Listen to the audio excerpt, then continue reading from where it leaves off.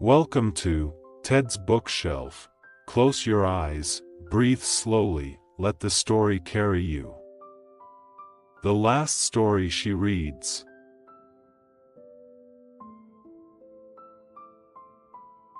The last story she reads. Alara had worked at the little brick library for 42 years. She knew every creak of the floor, every dusty corner, and every catnap spot, behind the gardening section, if you were wondering. Tonight, like every night, she was the last to leave. She carried a small stack of returned books to her desk. Most were boring, but one caught her eye. It had no title, no author, and on the back, a stamped return card with no dates. The only words were handwritten in the corner, "Read me last." Alara smiled. She made tea, sat in her favorite chair, and turned to the final page. She never made it to bed, because as she finished the last sentence, a warm wind swirled around her slippers, the lamplight flickered, and the library floor turned to soft moss. Alara blinked. She was no longer in her chair. She stood in a lantern-lit forest, and a small fox with spectacles looked up at her. "You read the whole thing?" asked the fox. Alara whispered, "I did." "Good," said the fox. "Then you're exactly where you're supposed to be." The fox adjusted its spectacles. "Don't be frightened," it said. "You're only inside the story." Alara touched the mossy ground.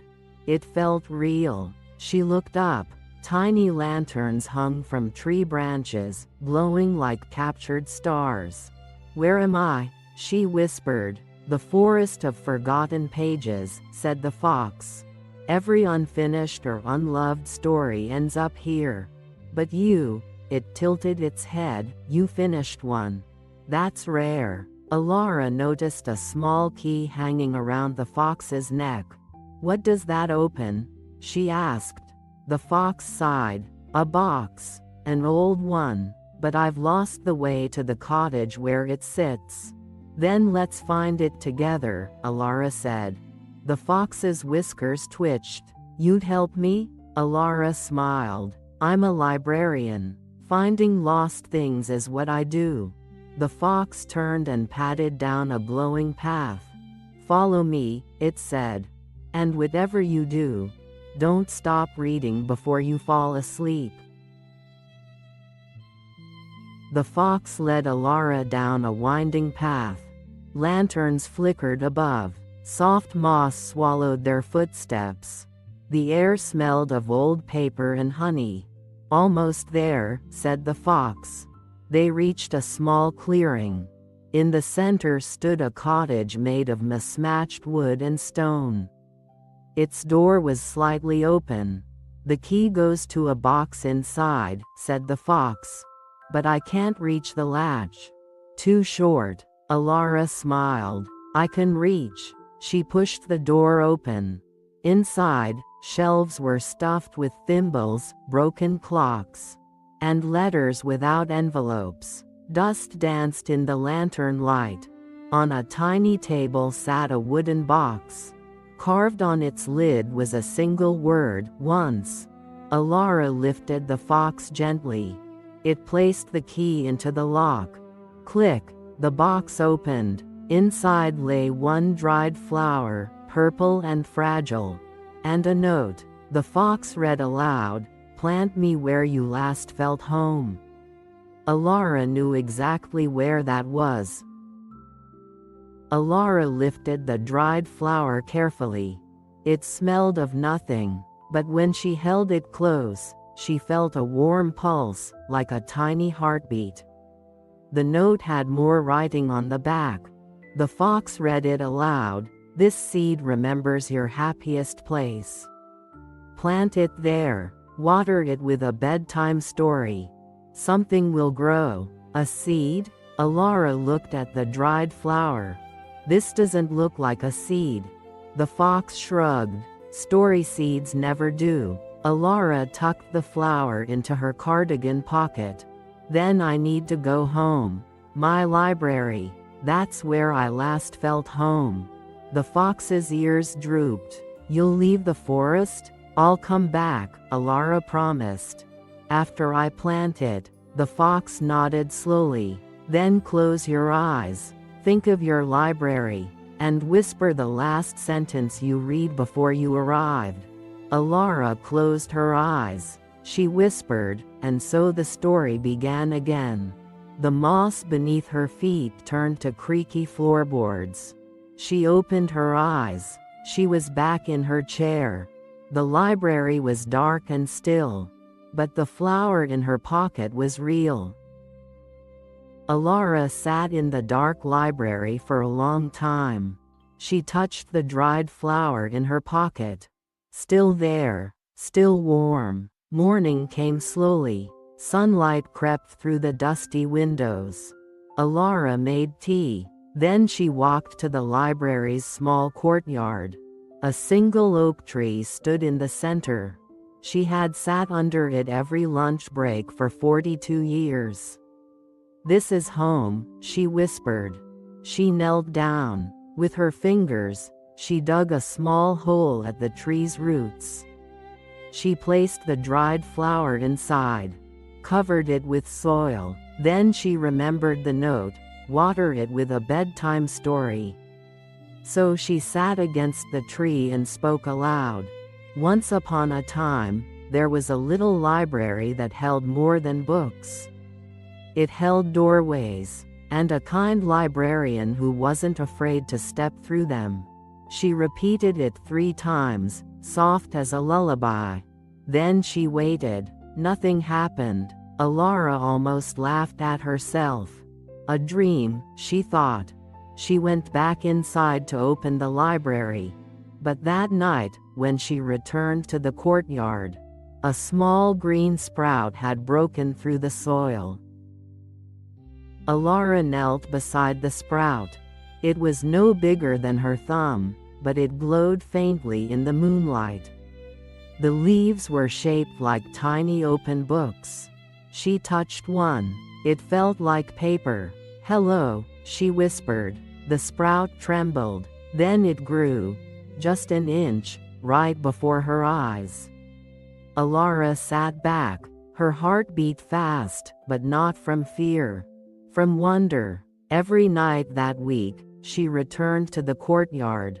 And every night, she told the sprout a bedtime story. Stories about brave mice, about rain that tasted like honey, about a moon that got lost and found its way home. Each story made the sprout grow taller, thicker. By the 7th night, it had reached her waist. And at the base of the sprout, hidden behind a curled leaf, a door, a tiny door, no bigger than a bread box, carved into the oak tree's roots. Alara reached for the handle. The handle was cold, smooth, shaped like a curled leaf. Alara turned it. The door swung open silently. Warm golden light spilled out, smelling of fresh bread and old books. She leaned down and peered inside. A staircase, tiny steps, winding down into the glow. Each step was no wider than her palm. "I can't fit," she whispered. The fox's voice came from behind her. "Yes, you can." She spun around. The spectacled fox sat on the courtyard wall, tail flicking. "You're here?" she asked. "I'm wherever the story is," said the fox. "Now look again." Alara turned back to the door. It had grown. The staircase steps were now wide enough for her feet. She stepped through. The stairs led down into a warm, glowing space. Lanterns hung from tree roots that arched like ceiling beams. Tiny cottages lined a cobblestone path. And walking toward her were characters she barely remembered, from stories she'd read as a child. A small mouse in a blue coat tipped his hat. "Welcome," he squeaked. A wooden soldier with one button I saluted. And a paper bird, folded from an old receipt, fluttered down and landed on Alara's shoulder. "Where am I?" she whispered. "The village of once," said the fox, trotting up beside her. Every character from every story someone started but never finished, or forgot, or loved so much they wore the pages thin. Alara looked around. The cottages were made of book covers. The streets were lined with spines. A fountain in the center poured ink instead of water. "It's beautiful," she said. "Most visitors run," said the mouse. "They get scared." Alara knelt down. "I'm not scared. I'm a librarian. This feels like home." The mouse's whiskers trembled. "Then will you stay? Just for a while? We haven't had a reader in years." Alara looked at the fox. The fox nodded. "Stay. At least until morning." She smiled. "Then show me where I sleep." The mouse led Alara to a cottage with a crooked chimney and a door shaped like an open book. Inside, a woman sat in a rocking chair. She looked old, not fragile old, wise old. Her hair was silver, and her eyes held the same warmth as Alara's own.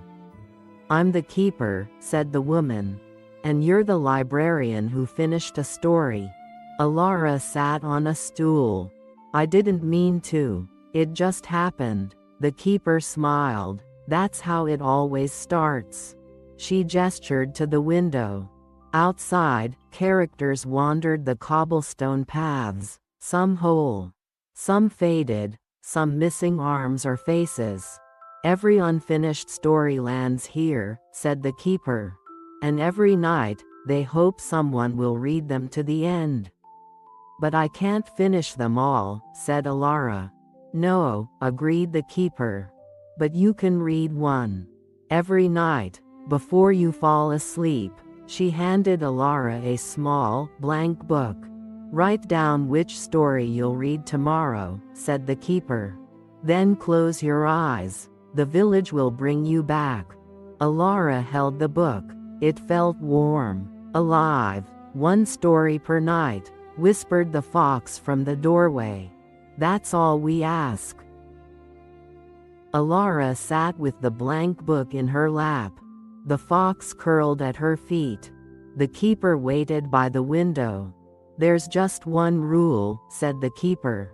"You may only visit one story each night. And you must finish it before sunrise." "What happens if I don't?" asked Alara. The keeper's smile faded. "The story stays unfinished, and the characters wait another year." Alara looked out at the village. The mouse in the blue coat, the wooden soldier, the paper bird still on her shoulder.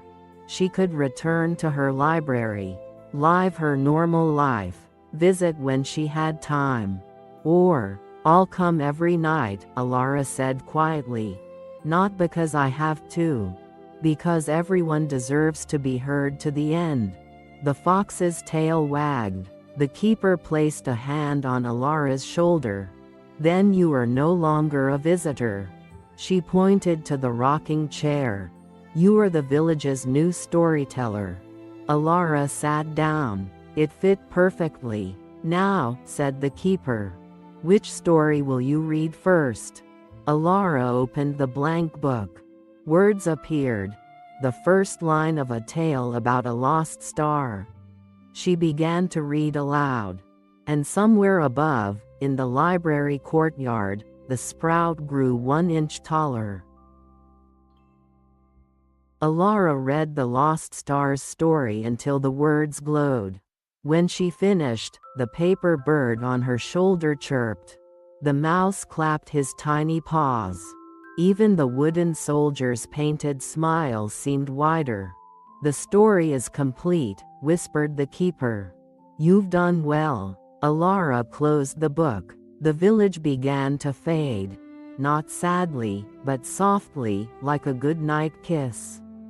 "You can always return," said the fox.